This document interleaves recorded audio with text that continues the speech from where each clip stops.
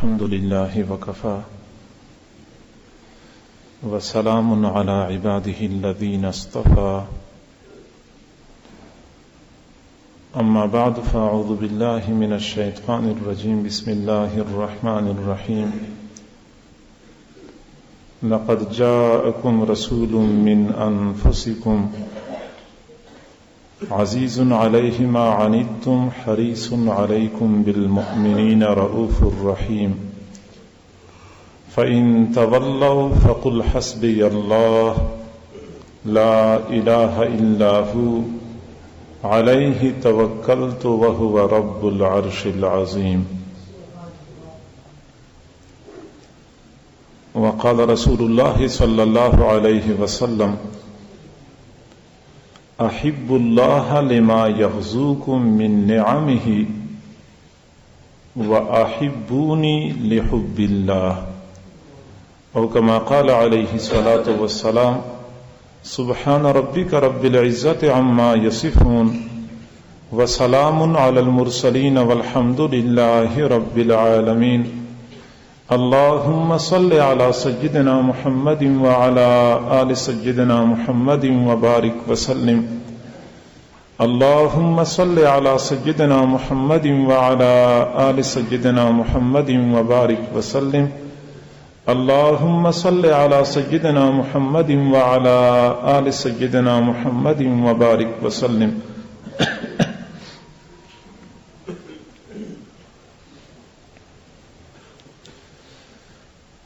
حضور صلی اللہ علیہ وسلم کے ساتھ محبت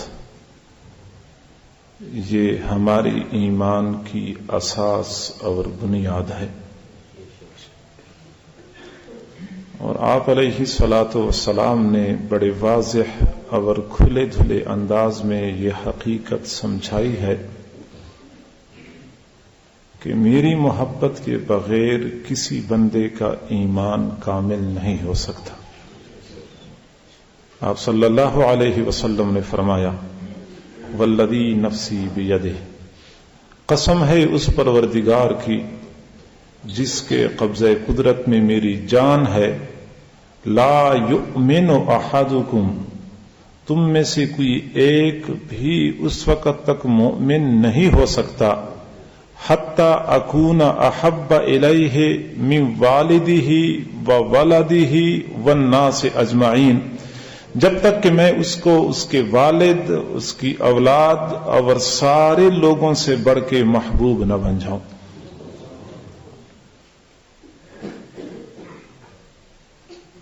تو آپ علیہ الصلاۃ والسلام کی محبت کے بغیر ایمان نامکمل رہتا ہے. اور صرف یہ نہیں کہ بندے کو ایمان کا کمال نصیب نہیں ہوتا، بلکہ آپ علیہ الصلاۃ والسلام کی محبت کے بغیر بندے کو ایمان کی حلاوت اور مٹھاس کا احساس بھی نہیں ہو سکتا. حضور علیہ الصلاۃ والسلام نے فرمایا ثلاث من کن فیہ وجد بہن حلاوت الایمان، تین خصلتیں ایسی ہیں جس بندے میں پائی جائیں وہ ایمان کی حلاوت اور مٹھاس محسوس کر لے گا. ان تین خصلتوں میں پہلی خصلت آپ علیہ الصلاۃ والسلام نے یہ بتائی ہے ان یکون اللہ ورسولہ احب الیہ مما سواہما، اللہ اور رسول کے ساتھ ما سوا سب سے زیادہ محبت ہوتی ہے. اور حضور صلی اللہ علیہ وسلم کی محبت یہ قیامت کے دن آپ علیہ الصلاۃ والسلام کی معیت اور رفاقت کا سبب بنے گی. ایک صحابی رسول حضور علیہ الصلاۃ والسلام کی خدمت میں حاضر ہوا، عرض کہ اللہ کے نبی متی تقوم الساعہ، قیامت کب واقع ہوگی؟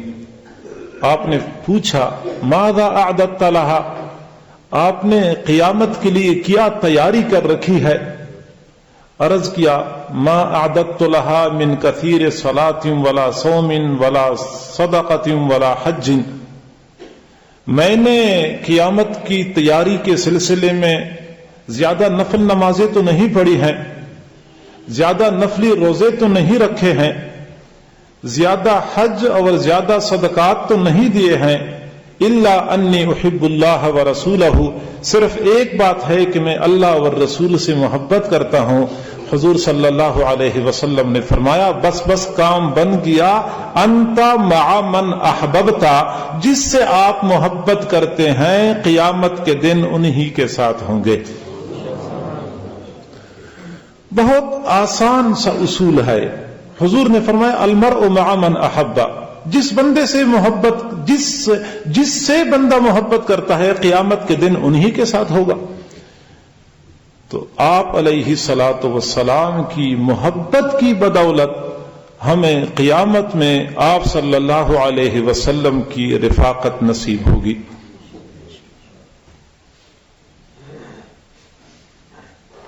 حدیث شریف میں آیا کہ حضور صلی اللہ علیہ وسلم کی خدمت میں ایک صحابی حاضر ہوئے، عرض کہ اللہ کے نبی، جب میں اپنے گھر میں ہوتا ہوں، بچوں کے ساتھ ہوتا ہوں، تو اچانک مجھے آپ کی یاد آتی ہے، آپ کی دیدار کے لیے بےتاب ہو جاتا ہوں، گھر سے نکل پڑتا ہوں، آپ کی خدمت میں حاضر ہوتا ہوں، آپ کے چہرہ انور کو دیکھ کے اپنی آنکھوں کو ٹھنڈک پہنچاتا ہوں۔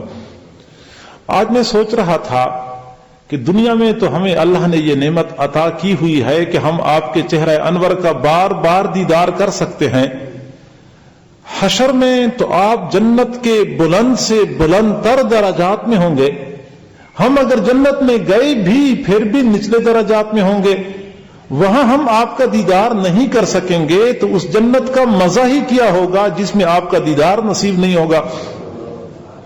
تو آپ صلی اللہ علیہ وسلم خاموش ہو گئے۔ اللہ رب العزت نے آیت نازل فرمائی کہ جو بندہ اللہ والرسول کی اطاعت کرتا ہے فَأُولَئِكَ مَعَ الَّذِينَ أَنْعَمَ اللَّهُ عَلَيْهِمْ مِنَ النَّبِيِّينَ وَالصِّدِّيقِينَ وَالشُّهَدَاءِ وَالصَّالِحِينَ، اللہ اور رسول کی اطاعت کرنے والے قیامت کے دن نبیین کے ساتھ ہوں گے، شہداء کے ساتھ ہوں گے اور صالحین کے ساتھ ہوں گے۔ جو رسول کی اطاعت کرے گا قیامت کے دن رسول کی معیت نصیب ہوگی۔ یہ میں نہیں کہتا، یہ میں کسی بزرگ کی بات نہیں کرتا، میں کوئی ضعیف حدیث آپ لوگوں کے سامنے پیش نہیں کر رہا، یہ قرآن عظیم الشان کا دو ٹوک فیصلہ ہے۔ یہ حضور کی معیت، یہ جھنڈیاں لگانے پہ وعدہ نہیں ہے، یہ لائٹنگ کرنے پہ وعدہ نہیں ہے، قرآن عظیم الشان یہ کہتا ہے کہ رسول اللہ کی اطاعت پہ رسول اللہ کی معیت نصیب ہوگی۔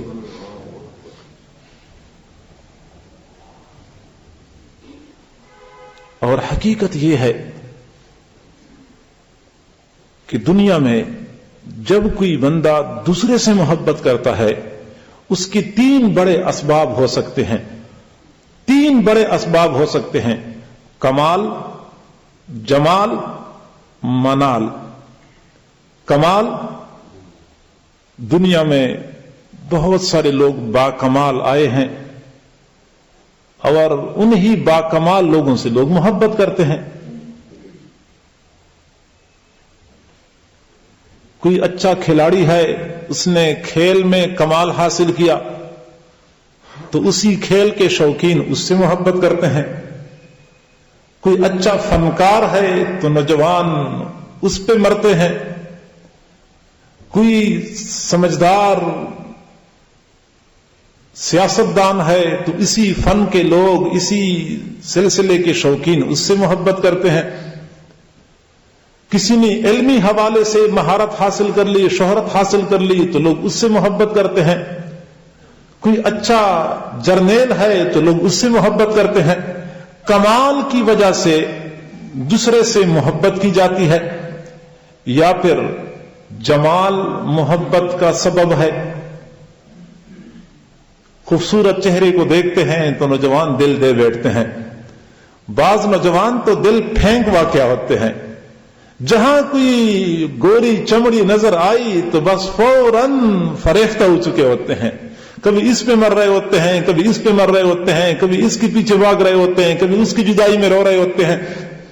کسی کی تصویر دیکھ لی تو پھر اس پہ مر گئے، کسی کی ایکٹنگ دیکھ لی تو اس کے اوپر شیدائی ہو گئے۔ جمال۔ اور تیسرا ہے منال یا احسان۔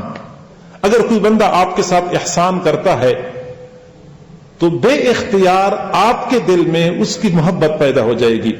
الانسان عبد الاحسان، انسان تو احسان کا غلام ہے. جبلت القلوب علی حب من احسن الیہا، جب کسی کے ساتھ محبت کی جاتی ہے تو دلوں کی، کسی کے ساتھ احسان کیا جاتا ہے تو دلوں کی فطرت یہ ہے کہ لوگ محسن کے ساتھ محبت کرتے ہیں. 3 بڑے اسباب ہو سکتے ہیں. اگر ہم دیکھیں تو آپ صلی اللہ علیہ وسلم کی ذاتی گرامی میں یہ تینوں اسباب بدرجہ اتم پائے جاتے ہیں. لہذا ہم کہہ سکتے ہیں کہ آپ علیہ الصلوۃ والسلام تاریخ انسانیت کی واحد شخصیت ہیں جو محبت کرنے کی قابل ہے. ہم کمال کو دیکھیں تو ایسا با کمال کہ تاریخ اس کی مثال پیش کرنے سے قاصر ہے. سمجھ لیں کہ کمالات 2 طرح کے ہوتے ہیں، وہبی اور کسبی. وہبی کمالات خدائی عطیہ ہوتا ہے، بندے کا اپنے عمل کا کوئی دخل اس میں نہیں ہوتا. خدائی عطیہ اس کو وہبی کمالات کہتے ہیں. ایک بندہ خوبصورت وجیہ شکل و صورت والا ہے، ایک بندے کی آواز بہت پیاری ہے، ایک بندہ اعلی خاندان میں پیدا ہو گیا ہے. یہ تمام کے تمام کمالات وہبی ہوتے ہیں، خدائی عطیہ ہے. اور ایک بندہ سخی ہے، ایک بندہ اچھے اخلاق والا ہے، ایک بندہ اچھا لکھاری ہے، ایک بندہ اچھا خطیب ہے. یہ کمالات کسبی ہوتے ہیں، بندہ اپنی محنت کے ذریعے سے یہ کمالات حاصل کر سکتا ہے. حضور صلی اللہ علیہ وسلم کو اللہ رب العزت نے وہبی کمالات سے بھی مالا مال فرمایا تھا اور کسبی کمالات میں بھی بے مثل اور بے مثال بنایا تھا.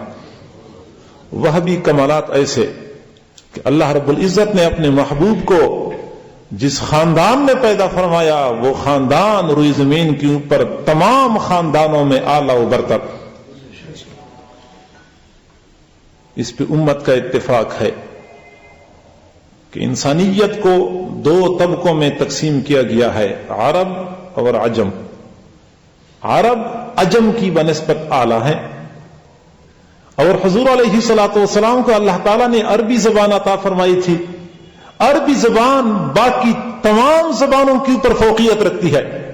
فصاحت، بلاغت، جامعیت اور سلاست میں عربی بے نظیر زبان ہے.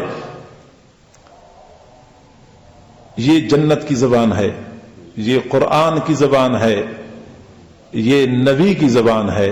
اس زبان کو یہ سعادت اور یہ شرف حاصل ہے. میں ایک مثال سے بات سمجھاتا ہوں. جب ہم کہیں نا کہ نماز پڑھو، یہ نماز پڑھو، یہ 7 حروف ہیں. اردو زبان میں 7 حروف میں یہ مفہوم بیان کیا جاتا ہے، نماز پڑھو. اگر ہم اسی مفہوم کو انگریزی زبان میں بیان کریں گے تو 14 حروف استعمال کرنے پڑتے ہیں. آفر یور پریئر 14 حروف استعمال کرنے ہوتے ہیں. اور اگر ہم اسی بات کو عربی زبان میں کرتے ہیں تو ہم کہتے ہیں صلی، 2 حروف میں کام پورا ہو جاتا ہے. وہ مقصد کہ ہم انگریزی بولیں تو 14 حروف استعمال کرنے ہوتے ہیں، اردو بولیں تو ہمیں 7 حروف استعمال کرنے پڑتے ہیں. عربی زبان میں 2 حرفوں میں ہم نے اس وسیع مفہوم کو سمیٹ لیا ہے. یہ عربی کو کمال حاصل ہے. حضور علیہ الصلوۃ والسلام کو اللہ تعالیٰ نے یہ عربی فصیح زبان عطا فرمائی تھی، اور پھر فرمایا کرتے تھے انا افصح العرب، میں عربوں میں سب سے زیادہ فصیح ہوں. عربوں میں بھی پھر آپ کو سب سے زیادہ فصاحت و بلاغت عطا کی گئی تھی. تو انسانیت میں عجم اور عرب، عرب لوگ عربی جاننے والے اور عجم کا معنی ہے گنگے. عرب لوگ ان کو گنگا کہتے تھے کہ ان کو تو زبان نہیں آتی، ان کو تو بولنا ہی نہیں آتا. اور پھر عربوں میں اللہ تعالیٰ نے بنو کنانہ کو باقی قبائل پر فوقیت دی ہے. حضور صلی اللہ علیہ وسلم نے فرمایا ان اللہ اختار من ولد اسماعیل کنانہ واختار من کنانہ قریشا واختار من قریش بنی ہاشم واختارنی من بنی ہاشم. فرماتے ہیں کہ اللہ تعالیٰ نے حضرت اسماعیل علیہ السلام کی اولاد سے کنانہ قبیلے کو منتخب فرمایا، پھر کنانہ قبیلے میں سے قریش خاندان کو چن لیا، قریش خاندان میں سے اللہ تعالیٰ نے بنو ہاشم کو چن لیا، بنو ہاشم خاندان میں پھر پروردگار ذوالجلال نے مجھے چن لیا ہے. ہم کہہ سکتے ہیں کہ نسبی اور حسبی اعتبار سے حضور صلی اللہ علیہ وسلم کو اللہ تعالی نے تمام انسانوں پر فوقیت عطا فرمائی تھی.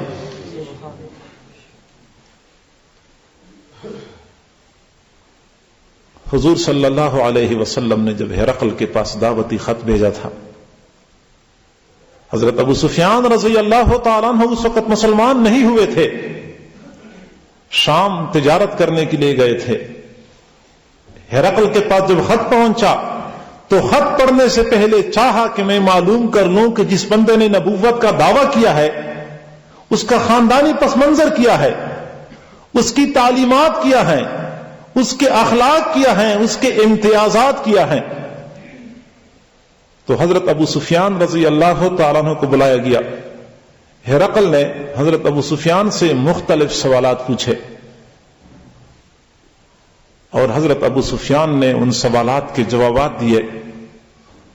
پھر ہرقل نے ان جوابات کی روشنی میں یہ فیصلہ کر لیا کہ جو بندہ ان صفات کا حامل ہوتا ہے وہ سچا نبی ہوتا ہے. ان سوالات میں سے ایک سوال ہرقل نے یہ بھی پوچھا تھا، کیف نسبہ فیکم، جس بندے نے نبوت کا دعویٰ کیا ہے نسب کے اعتبار سے تمہارے ہاں کیسے شمار ہوتے ہیں، نسب اعلیٰ ہے یا ادنا ہے؟ حضرت ابو سفیان رضی اللہ تعالیٰ عنہ اگرچہ دشمن تھے اس وقت، مانتے نہیں تھے، لیکن پھر بھی یہ سچ کہنے پر مجبور تھے کہ کہنے لگے ہوا فینا ذو نسب، وہ ہمارے درمیان بلند نسب والے ہیں. اور ایک روایت میں آتا ہے کہ حضرت ابو سفیان نے کہا ہوا فینا ذو حسب ما لا یفضلہ احد، وہ ایسے حسب والے ہیں کہ ایسے حسب کے اوپر کسی اور حسب کو برتری نہیں دی جا سکتی. حالانکہ حضرت ابو سفیان خود قریش کے تھے، قریبی خاندان تھا، وہ بھی قریش کے تھے، لیکن قریش میں سے بھی وہ کہتے ہیں کہ ہمارے درمیان وہ سب سے اعلیٰ نسب والے ہیں. تو دشمن بھی اعتراف کرتے تھے. یہ وہ بھی کمالات تھے جو اللہ نے عطا فرمائے تھے. اور آپ لوگ دیکھیں نا کہ عرب لوگوں میں مختلف قبیلوں کے مختلف نام ہوتے تھے، لیکن نام رکھنے میں وہ معنی کا کوئی اعتبار نہیں کرتے تھے. لہذا قبیلوں کے نام ایسے ہوتے تھے جو غلط معنی والے ہوتے تھے یا بالکل بے معنی ہوتے تھے. لیکن حضور علیہ الصلوۃ والسلام کا جو قبیلہ تھا ان کا نام بڑا بامعنی. عربوں میں قبیلہ تھا بنو ثقیف. ثقیف کہتے ہیں چھری کو، چاقو. بنو ثقیف یہ چھریوں والا قبیلہ ہے، یہ چاقوؤں والا قبیلہ ہے. ایک قبیلہ ہے بنو نظیف، نظیف کہتے ہیں کانٹوں کو، یہ کانٹوں والا قبیلہ ہے. حضور علیہ الصلوۃ والسلام کا قبیلہ یہ چھری اور تلوار اور کانٹے کے نام سے مشہور نہیں تھا. کسی جنگلی جانور کے نام پہ ان کا نام نہیں رکھا تھا بنو کلب، یہ کتوں والا قبیلہ، یہ نام نہیں رکھا تھا. آپ علیہ الصلوۃ والسلام کے قبیلے کا نام تھا قریش. قریش کا معنی مستحکم قبیلہ. قریش اس چٹان کو کہتے ہیں جس کو کوئی بندہ اپنی جگہ سے ہلا نہیں سکتا، ثابت قدم کے معنی میں ہے. اور پھر قریش میں آپ کا خاندان، آپ کی شاخ جو تھی بنو ہاشم. ہاشم کہتے ہیں مہمان نواز کو. آپ کا یہ خاندان مہمان نواز خاندان تھا. اور آپ کے جد امجد عبد المطلب کو جوانی سے اللہ تعالیٰ نے ایسے فضائل سے نوازا تھا، ایسے کمالات سے نوازا تھا کہ عین جوانی کے ایام میں مکہ کے قریش نے ان کو اپنا سردار تسلیم کر لیا تھا. बड़ा समझदार, बड़ा जीराए बंदा। और फिर अब्दुल मुत्तलिब के 10 बेटे थे। एक बेटे का नाम अब्दुल शम्स, सूरज का गुलाम या सूरज का बंदा। एक बेटे का नाम अब्दुल उज्जा, उज्जा बुत का बंदा। एक बेटे का नाम नौफल, सख्त जगह। एक बेटे का नाम अब्दुल हारिस, शैतान का बंदा। एक बेटे का नाम अब्बास, पथरीली जगह। हुजूर अलैहिस्सलातु वस्सलाम को अब्दुल मुत्तलिब के इन बेटों में से किसी बेटे से पैदा नहीं किया। कल कोई ये तो न कहे कि तौहीद की दावत देने वाला खुद उनके वालिद का नाम कैसे है, देख तो लो। पूरी दुनिया को तौहीद की तरफ खींचने वाला खुद देखो, उनके वालिद का नाम अब्दुल उज्जा है, उनके वालिद का नाम अब्दुल शम्स है। नहीं नहीं, अब्दुल मुत्तलिब के बेटों में से एक बेटा था जिनका नाम अब्दुल्ला था। परवरदिगार ज़ुल जलाल ने अपने महबूब की विलादत के लिए अब्दुल्ला के घर को मुंतखब कर लिया। वालिद के नाम के माना में तौहीद झलकते हुई नजर आती है। हुजूर सल्लल्लाहु अलैहि वसल्लम ने फरमाया, अना इब्न ज़बीहैन, मैं 2 ज़बीहों का बेटा हूं। एक देहाती बंदा हुजूर अलैहिस्सलातु वस्सलाम की खिदमत में हाजिर हुआ, अर्ज किया, या इब्न ज़बीहैन, ऐ 2 ज़बीहों के बेटे।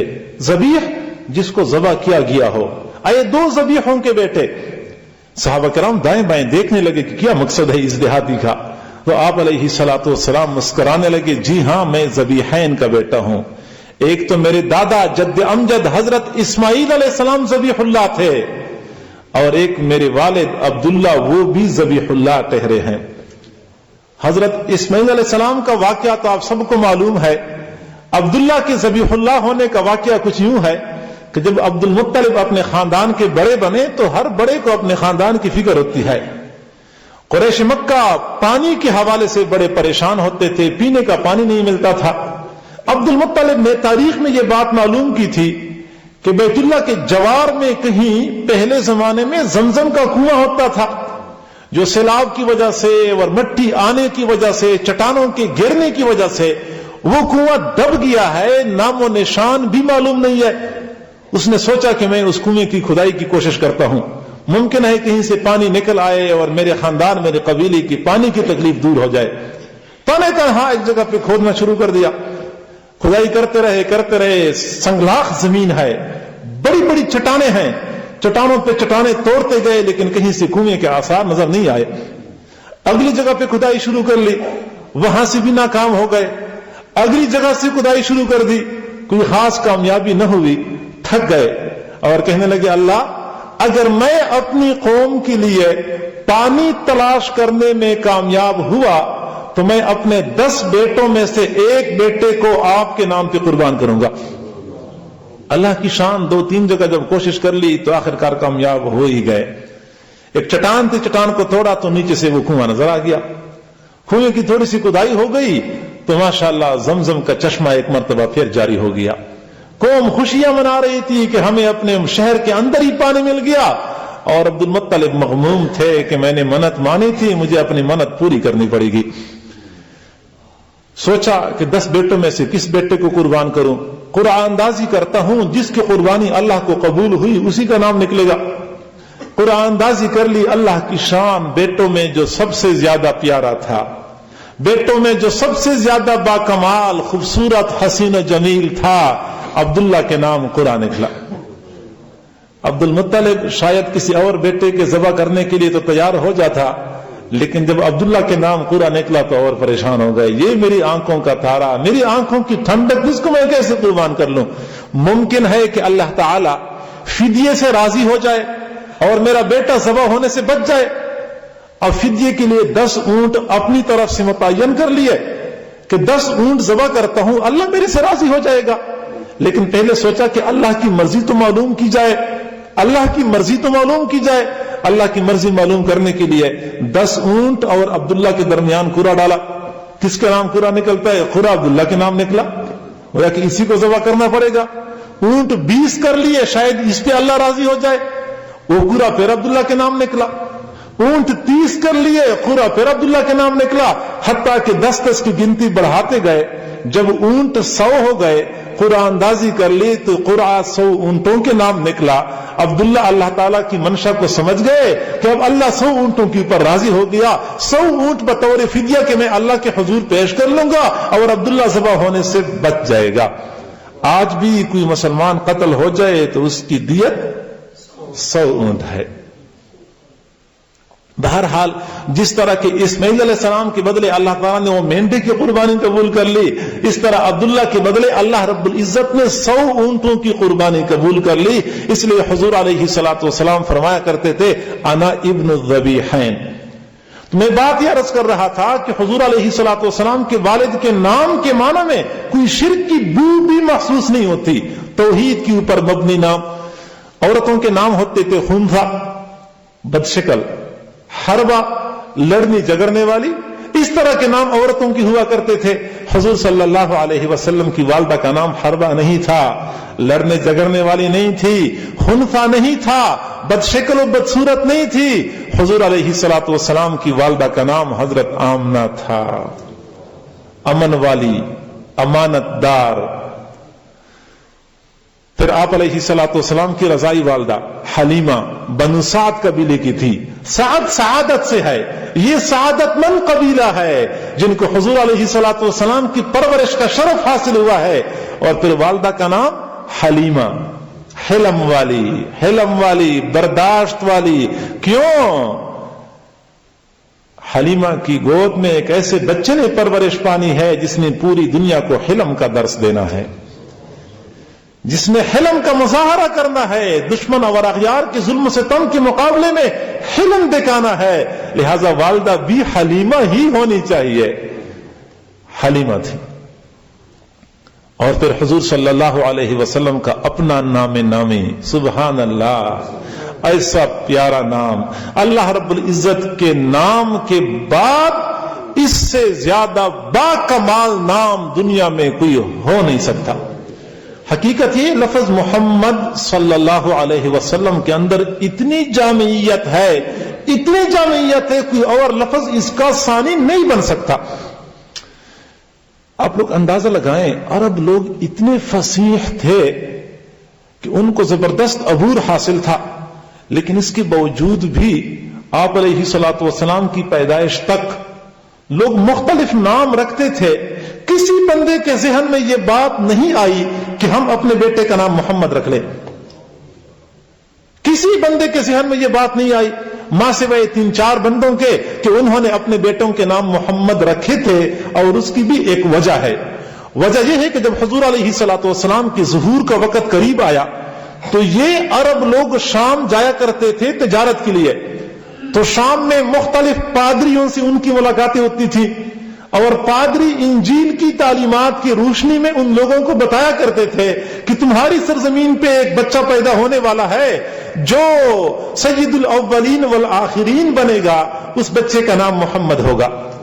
تو ان تاجروں کے گھر میں اگر بچہ پیدا ہوتا تو وہ اس امید پہ اپنے بیٹے کا نام محمد رکھتے تھے کہ شاید میرا بیٹا وہی محمد بن جائے. تو گویا کہ 3-4 بچوں کے نام محمد تھے، ورنہ تاریخ میں کوئی اور محمد کا نام کا کوئی بچہ حضور علیہ الصلوۃ والسلام کی ولادت تک کوئی نہیں ملتا. اور حضور علیہ الصلوۃ والسلام کا نام نامی جو محمد رکھا گیا ہے، یہ اس بنیاد پہ نہیں رکھا گیا کہ وہ پیشنگوئی ہو چکی تھی، بلکہ عبد المطلب نے اپنے پوتے کی پیدائش کے بعد پوتے کو اٹھا لیا. اس وقت جب بچہ پیدا ہوتا تھا تو حرم شریف پہلے لے جایا کرتے تھے حصول برکت کے لیے. جب بچے کو حرم شریف پہنچایا، حرم شریف میں مختلف لوگ طواف کر رہے تھے. لوگوں نے عبد المطلب کے پوتے کو دیکھا، جو بندہ بھی دیکھتا تھا فریفتہ ہو جاتا تھا، تعریف کرنے لگ جاتا تھا. جو بندہ بھی دیکھتا تھا تعریف کرنے لگ جاتا تھا. تو عبد المطلب نے سوچا کیوں نہ اپنے بچے کا نام ہی ایسا رکھا جائے. سب سے زیادہ تعریف کیا گیا، سب سے زیادہ تعریف کیا گیا، اور اس کے لیے لفظ محمد ہی سب سے زیادہ موزوں تھا. محمد سب سے زیادہ تعریف کیا گیا، جس کی تعریف سب سے زیادہ ہو چکی ہے. اور پھر اس نام کو اللہ تعالیٰ نے ایسی قبولیت عطا فرمائی. سبحان اللہ. آج تو ہمارے بعض ساتھی کہتے ہیں نا کہ محمد نام نہیں رکھنا چاہیے کیونکہ محمد نام پہ اس کی بیعت بھی ہوتی ہے, محمد نام سے پھر اس کی بیعت بھی ہوتی ہے. حالانکہ قرون اولیٰ میں تو اس کا بڑا رواج ہوتا تھا, بچوں کا نام بڑے شوق سے محمد رکھا جاتا تھا. اور ہمارے حضرت جی فرماتے ہیں کہ میں وسط ایشیا گیا تو وسط ایشیا میں نے ایک قبرستان دیکھا. قبرستان میں دفن ہونے کے لیے 3 شرطیں ہوتی تھیں. ایک شرط یہ تھی کہ میت جو کہ فوت ہو چکا ہے وہ اعلی درجے کا محدث ہو. دوسری شرط یہ ہے کہ وہ اعلی درجے کا فقیہ ہو. اور تیسری شرط یہ ہے کہ اس کا نام محمد ہو. فرماتے ہیں کہ میں نے اس قبرستان میں 400 ایسی قبریں دیکھی ہیں وقت کے مایہ ناز محدث, وقت کے بڑے بڑے فقہا, اور ان کے نام محمد ہوا کرتے تھے. تو وہ لوگ کہتے تھے یہ محمدیون کی قبرستان ہے, محمدیون کا قبرستان ہے. اور اس محمد نام کے اندر ایک اور کمال ہے کہ جب حضور صلی اللہ علیہ وسلم نے نبوت کا اعلان کر لیا, مشرکین مکہ غیظ و غضب میں آ کے حضور علیہ الصلوۃ والسلام کو برا بلا کہنے کی کوشش کرتے تھے. اور جب بھی آپ کی ذات کے بارے میں برے کلمات کہتے اور محمد کا لفظ بولتے وہ پریشان ہو جاتے کہ جب ہم لفظ محمد بولتے ہیں تو نہ چاہتے ہوئی بھی آپ علیہ الصلوۃ والسلام کی تعریف ہو جاتی ہے, کیونکہ نام کے اندر یہ معنی پایا جاتا ہے, نام کے اندر یہ کمال پایا جاتا ہے کہ خود بخود آپ علیہ الصلوۃ والسلام کی تعریف ہو جاتی ہے. تو لہذا جب وہ حضور کو کوئی برا بلا کہتے تو محمد لفظ نہیں بولتے تھے, کیونکہ محمد میں تو خود تعریف والا معنی پایا جاتا تھا. انہوں نے ایک اور طریقہ اختیار کر لیا کہ محمد کی بجائے لفظ مذمم استعمال کرتے تھے. مذمم جس کی زیادہ مذمت کی گئی ہو. تو جب بھی وہ کوئی گالی دیتے تھے, کوئی بری بات کرتے تھے تو لفظ مذمم استعمال کرتے تھے. اور حضور صلی اللہ علیہ وسلم صحابہ کرام کو فرمایا کرتے تھے الا تعجبون کیف یصرف اللہ عنی شتم قریش ولعنہم, کیا تم دیکھتے نہیں ہو, کیا تم تعجب نہیں کرتے کہ اللہ تعالی میرے سے قریش کے سب و شتم کو کیسے ہٹا لیتا ہے. یلعنون مذمما ویشتمون مذمما وانا محمد, یہ گالی دیتے ہیں تو مذمم کو دیتے ہیں, لعنت بیچتے ہیں تو مذمم پر بیچتے ہیں, جبکہ میں تو محمد ہوں.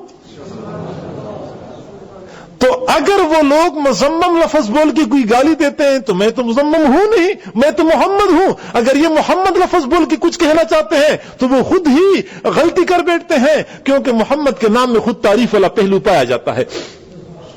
تو آپ علیہ الصلوۃ والسلام کو وہ بھی کمالات سے مالا مال فرمایا گیا تھا. اور دوسری طرف آپ علیہ الصلوۃ والسلام کسبی کمالات میں بھی اپنی مثال آپ تھے.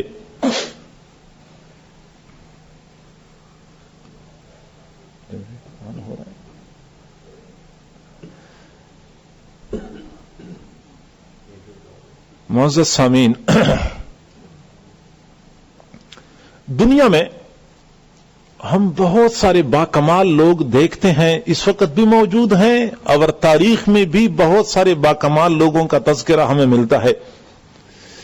لیکن ہمیں یہ حقیقت تسلیم کرنی پڑے گی کہ ان لوگوں کی زندگی کے مختلف پہلوؤں کو دیکھا جائے تو اگر ایک پہلو میں کمال ہمیں نظر آتا ہے تو دوسرے پہلو میں ہمیں کمی اور نقص نظر آتا ہے.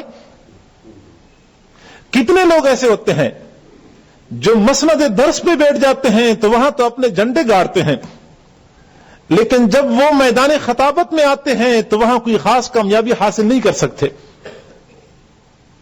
کتنے ایسے لوگ ہیں جب وہ کاتب بنتے ہیں, رائٹر بنتے ہیں تو ایسی تحریر ہوتی ہے کہ لوگ انگشت بدندان رہ جاتے ہیں, لیکن جب وہ بولنے پہ آتے ہیں تو 10 بندوں کے سامنے اپنے معافی ضمیر کا اظہار نہیں کر پاتے.